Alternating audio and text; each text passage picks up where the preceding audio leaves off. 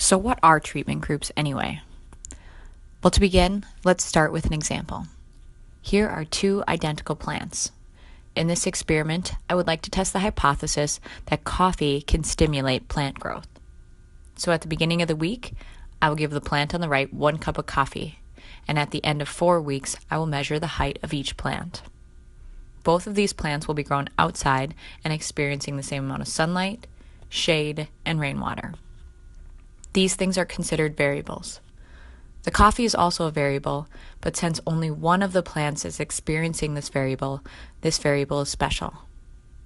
We call this variable the independent variable. The independent variable is the variable that the researcher is trying to control. Now remember, I believe that adding coffee to the plant will help it grow.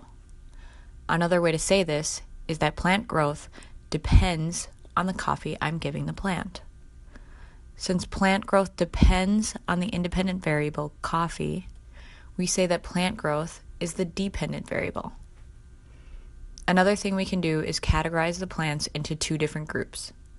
The plant that experiences the independent variable is called the experimental group. The group that does not experience the independent variable is called the control group.